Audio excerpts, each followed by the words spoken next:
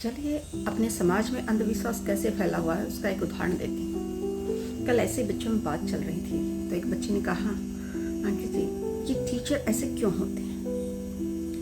And she was somewhere frustrated क्योंकि on that day her teacher punished हर।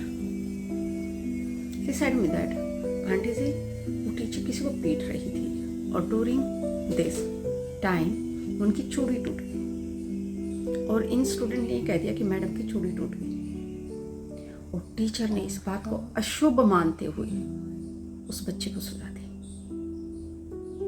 ये देखिए हमारे शिक्षा का स्तर। वाह भाई वाह, क्या उस टीचर को शर्म नहीं आनी चाहिए थी। वो अपनी चूड़ियों से ही अपने पति को बचाए हुए हैं और बचाए हुए भी है तो क्या उन बच्चों के बोलने भर से उसके पति को कुछ हो गया। कब मैं ये सोचती हूँ कि जो टीचर इतना कुछ अंधविश्वासी है वो शिक्षा क्या देगा बच्चों को। क्यों नहीं हम लोग कुछ नैतिकता के पैरामीटर निर्धारित करते ताकि किसी भी प्रोफेशन में कोई जाए तो कम से कम वो उन पर्टिकुलर चीजों का तो ध्यान रखे। वो अपनी इन बेतुकी बातों के कारण तो किसी बच्चे को सजा ना दे। लेकिन हम इन इस तरह के अनपढ़ गवारों को टीचर बोलते हैं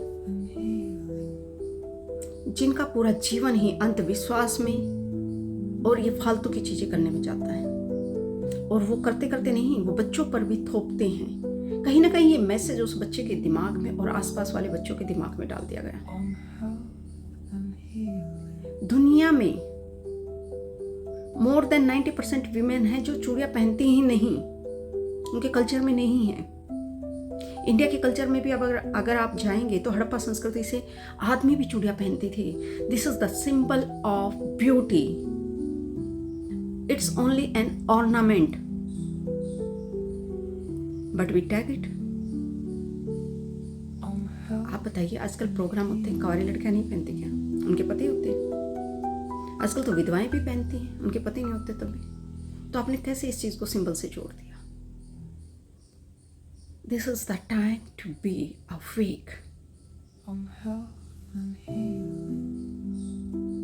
जागरूक होइए। एक जागरूक टीचर ही जागरूक विद्यार्थी दे सकता है और जागरूक नागरिक बना सकता है, समझे?